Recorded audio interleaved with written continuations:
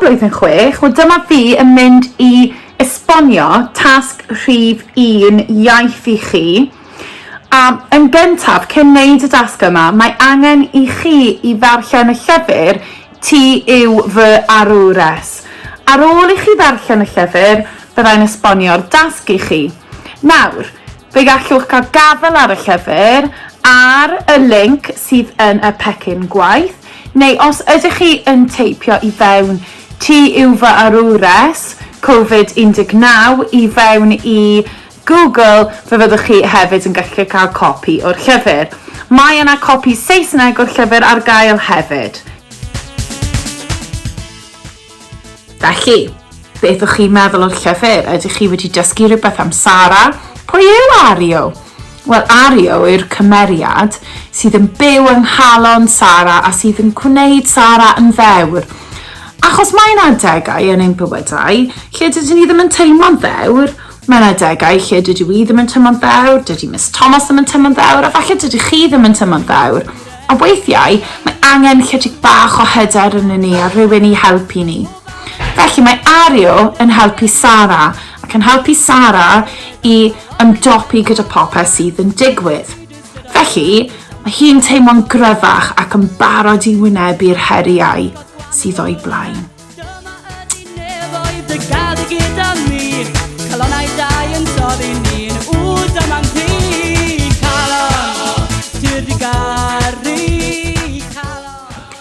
Felly, beth yw eich tasg chi ar gyfer y llyfr yma? Wel, eich tasg chi yw i greu cymeriad a fydd yn byw o fewn eich calon chi fel mae Ario yn byw o fewn calon Sara.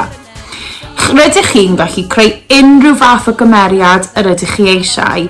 Gallu fe fod yn person go iawn, gallu fe fod yn rhyw gymeriad rhyw fath o enifail, neu gallu fe fod yn gymeriad hollol newydd sbon. Rhywbeth sydd yn mynd i helpu chi i teimlo'n hyderus pan rydych chi yn teimlo bod angen chydig o gymorth yn chi. Mae eich cymeriad chi wedyn yn mynd i helpu chi i deimlo'n hapusach.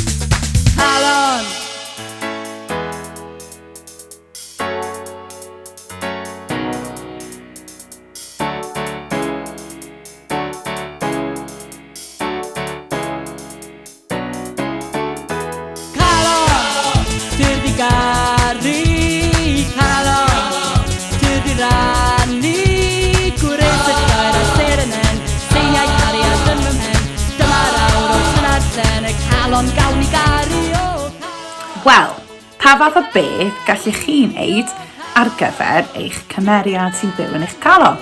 Wel, rydw i wedi creu fy hun, felly dyma fy nghymeriad i, dyma Llawen. Ac mae Llawen, fel chi'n gallu gweld, yn llew, achos mae llewod yn ddewr, ac yn cael ei adnabod fel cymeriadau ac anifeiliaid dewr.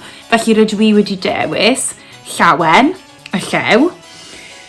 A mae Llawen, beth yw'r rhinweddau sy'n gwneud Llawen yn arbennig? Achos mae eisiau chi i darlunio llun o'ch cymeriad chi, ond hefyd mae eisiau chi ddangos y nodweddion, y pethau sy'n gwneud Llawen yn arbennig. Felly, mae gyda ni. Mae Llawen wastad yn gwenu, a mae hynny'n codi fy nghalon i. Mae Llawen yn ddewr, fel fi wedi dweud, a mae hwnna'n rhoi hyder i fi i wynebu unrhyw heriau. Mae Llawen yn ffrind i bawb, a mae hynny'n bwysig. Mae'n helpu bawb i teimlo'n hapus ac wastad yn gyfeillgar. yn gyfeillgar, yn friendly, gyfeillgar. Mae gan Llawen cuddliw. Beth yw cuddliw, sy'n yn cofio? Wel, cuddliw yn amlwg ydy lliw sy'n helpu chi guddio rhag eich ysglyfaethwyr. Felly, mae gan fi cuddliw arbennig, a mae hwnna'n meddwl mae'n gallu cuddio a gweld unrhyw beryglon sydd yn dod a mae hi'n gallu dweutho fi wedyn. Cafodd Llawen ei henwi achos ei bod hi wastad yn llawen ac yn wen o glist i glist. A mae wastad yn hapus yn llawen ac yn wen o glist i glist. Os chi'n cyffwrdd â Llawen, dyw hi ddim yn llaw peryglus, mae'n llaw cyfeillgar, friendly cyfeillgar. A mae'n meddal a chynnes. A mae hi'n cynhesu wedyn, os chi'n cyffwrdd hi, achos bod hi'n gynnes, mae'n cynhesu eich teimladau oer ac yn troi nhw'n rai hapus ac yn llawen.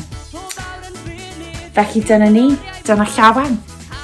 Beth fydd eich cymeriad chi a pa rhinweddau bydd gyda'ch cymeriad chi i'ch gwneud chi yn hapus ac yn ddewr.